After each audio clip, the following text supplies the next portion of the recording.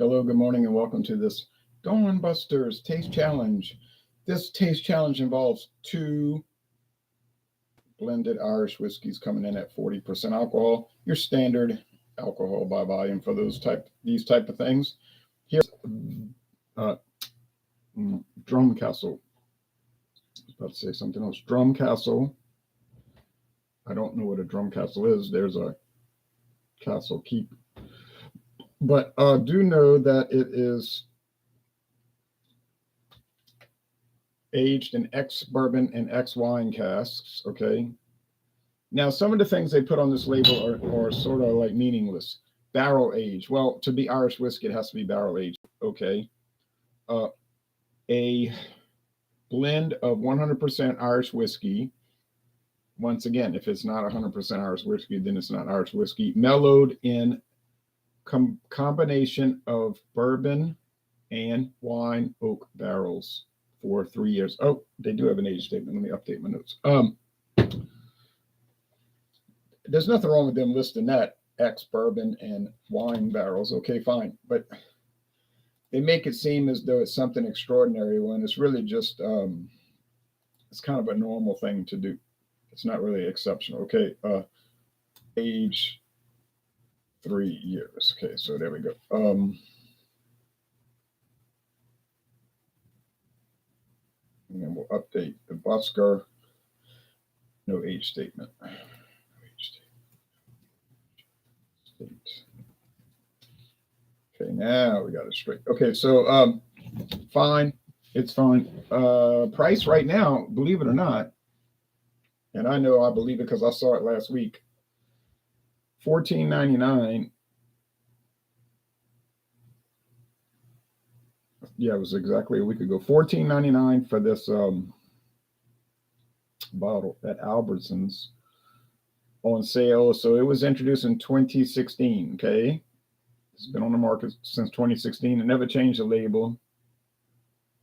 Believe it or not, even with this JB inflation, the price hasn't gone up. So one of those unusual things. They might have had a lot of it already here, and they just figured if they raise the price, people ain't going to buy it. So they maybe just make a few pennies on each bottle. I don't know. I'm just thinking about it. Okay, so it's bottled in Kentucky by the Founders Company.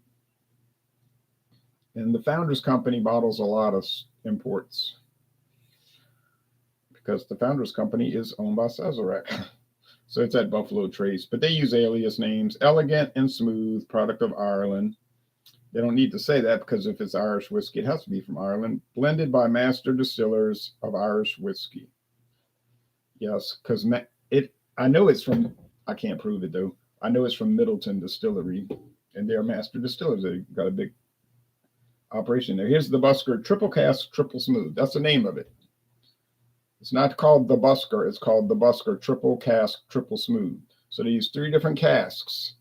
Ex-bourbon, don't know whose bourbon brands, maybe a combination of different ones that they got a deal on. Ex-sherry casks and ex-marsala wine casks. Now that's kind of an unusual thing for Irish whiskey, right? Marsala. Okay, I'll admit that. That's a little different. And I got it for extra cheap because I only paid $10 plus tax for it. True story. And my friend David was like contradicting me, like saying, but it was really more than that after tax. I was like, I know that. Everyone knows that you have to pay tax. So I think it's kind of understood that when you give a price, it's the retail price, then there's plus tax, right? So I didn't think he needed to bring that up because it's like, come on, everybody knows that. If I say I paid $9.99 for this, most people are going to understand it's $9.99, and then you had to pay the sales tax. So I don't understand that whole what he was saying. You know, it didn't, like you bought a car. You know, somebody said, well, what was the car price? You can tell, well, I got it cheap. I got it for $18,050. It's unbelievable. You don't need to say, oh, but you had to pay tax. and title and license. Yeah, that's for every vehicle that you ever buy, unless it's on the black market. You know, when you bought it from Easy Andy. Okay.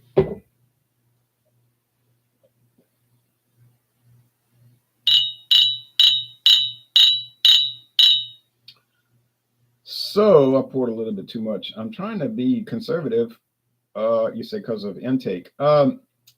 Honestly, it's not really because of that. It's because I'm trying to save them. You know what I'm saying? Like nurse, if you want to say you're trying to nurse the bottle and get as many taste challenges out of it. But that is true. It's what I am trying to do. Okay, so what we notice is or you'll probably notice this too and move this keyboard back. You'll notice that the Busker is pretty light.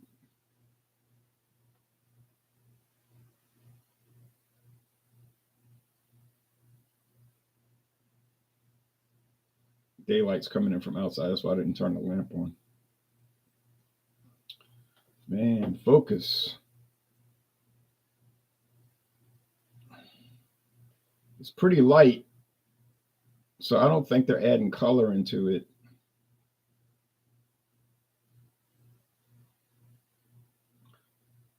Oh, but they might be. But look at the Drumcastle. It is so light. This thing is straw. It is pale like straw, like literally, straw in a barn.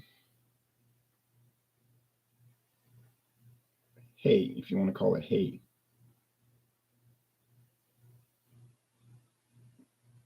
Finally focusing. All right, so see how light it is? I don't think they're adding any. It's aged 3 years and it is so pale. It's like heading toward clear, clear. So yeah, I don't think they're bothering to add any color in. I don't think it's because they don't care about the product. I just think it's such a low profile product. They just say, well, they're not going to worry about it too much. It's a discount product. I mean, it is a discount product. That's why it's $14.99 on sale, but the regular price is $17.99. So we're not talking. We're definitely talking about Irish whiskey that's at the low end of the price range. Okay, I mean that's just the way it is, and that's fine because some of those are pretty good. For example, the one I'm dealing with, Drumcastle, is pretty darn good.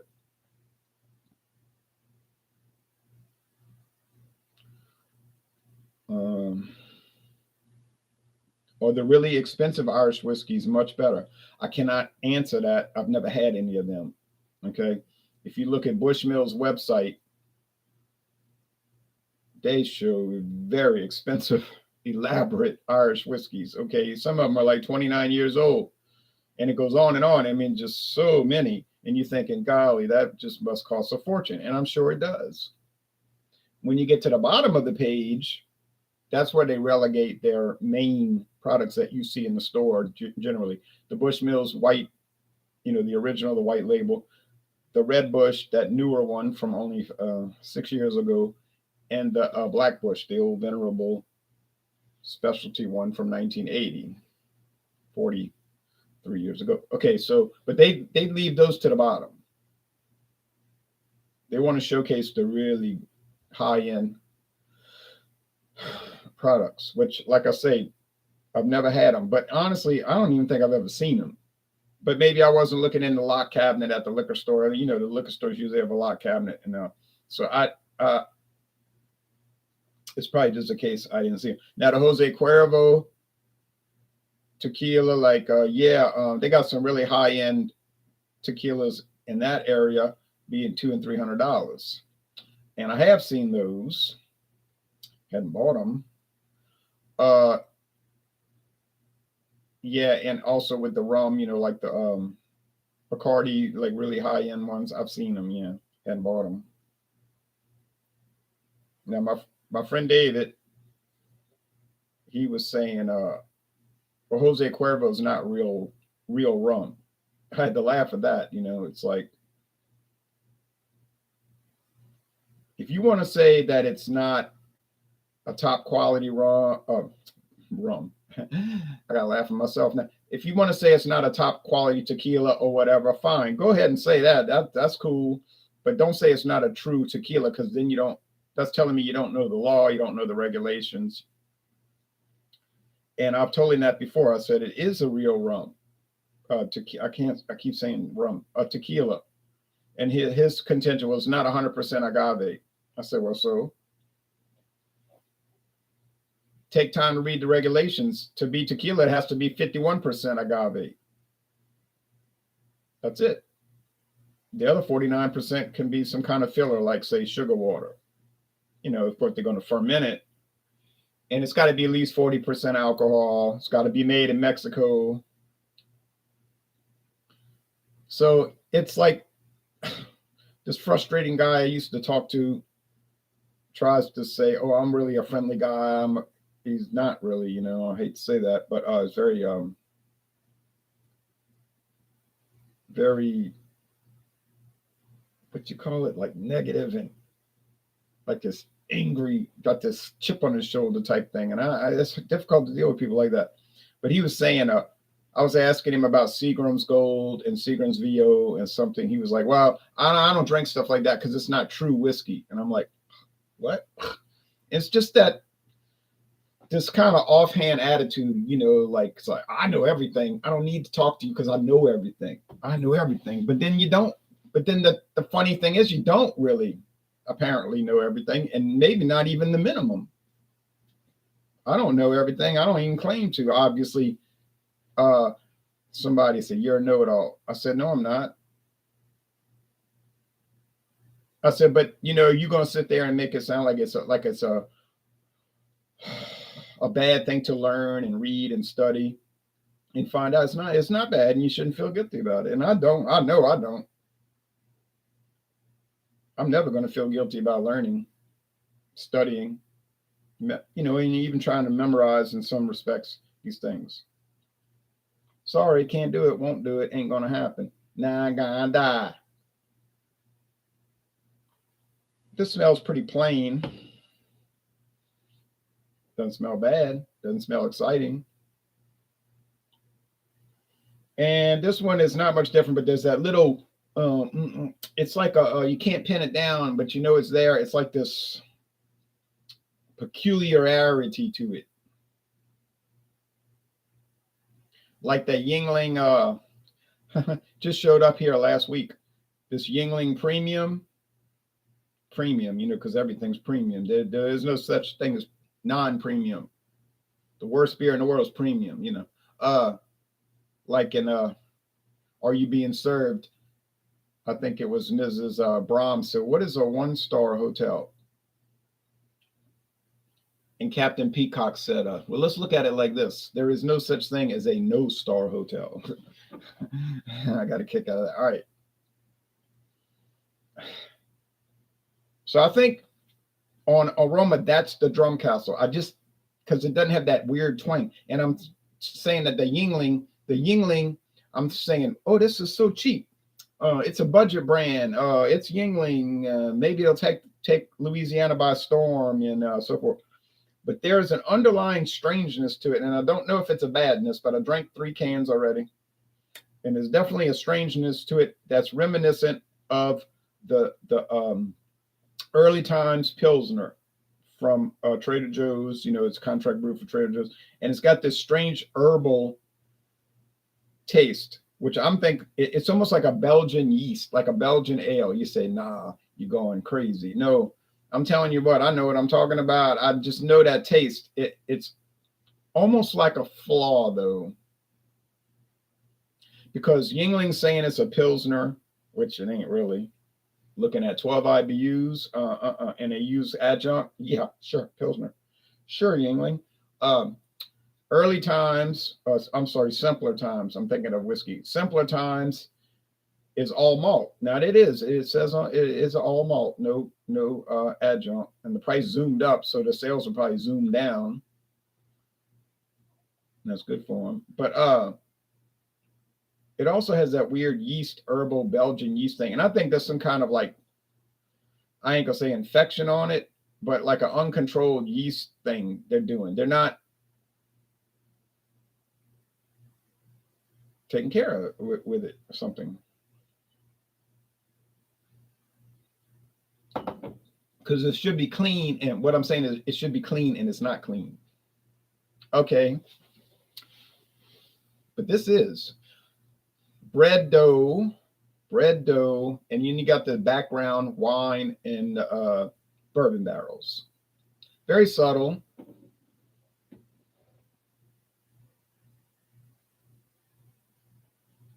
Very subtle and in no way harsh.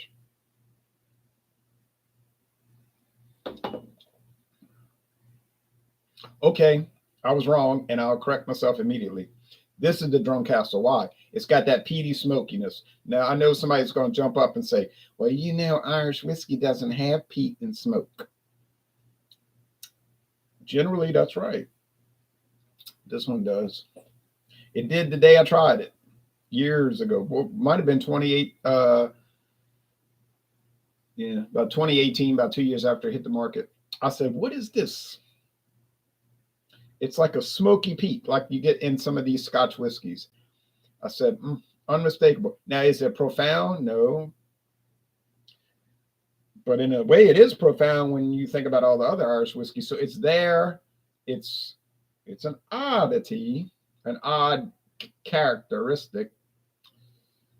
And maybe it's an aberration, and maybe it shouldn't be there. I don't know, but it's nice. It's unique. It's unique. Okay, so. And the Drumcastle has a smoothness about it. For $14.99, it's got no rough edges, no bitiness. So it's very strange. You would think, oh, $14.99 is going to be the worst. It's just going to be bitey and harsh and going to have a bad burn to it. And it's going to be like gasoline or fuel, but it's none of those things. So I got to give the Founders Company, Middleton Distillers, but anyway, I got to give them credit because they really do a great job with the Drumcastle. And I tell people all the time, if you've never had Drumcastle, you should buy it because it is unique. And if you say, what does it taste like? What could you compare it to? I'd say nothing. I can't think of anything. Got it. Drumcastle. I knew it. So,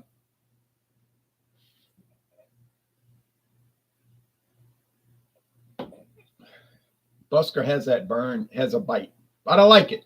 It's got character. It's not totally flawless, and definitely not flawless.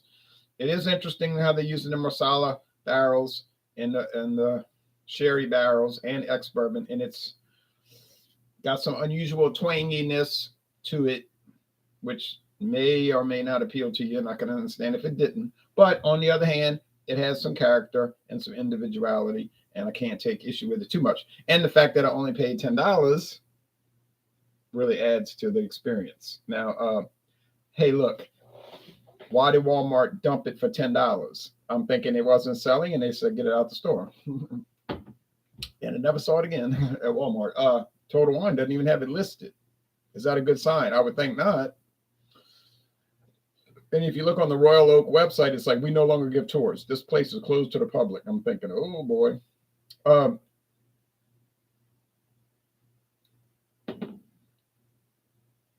And there's Drumcastle rolling along in its own little getting no attention way, but winning. Drumcastle wins a lot more than it should. For $14.99, you think it should never win. It should get whipped every time. But there it is, creeping up on everybody, and winning when it shouldn't. So I am touting Drumcastle here live on the internet. I am touting Drumcastle Irish whiskey. All right, thank you. I like that green and that olive green and black and gold color scheme too, I might add. All right, thanks everybody, and we'll be back tomorrow and see if the Busker can get some victories here. Thank you.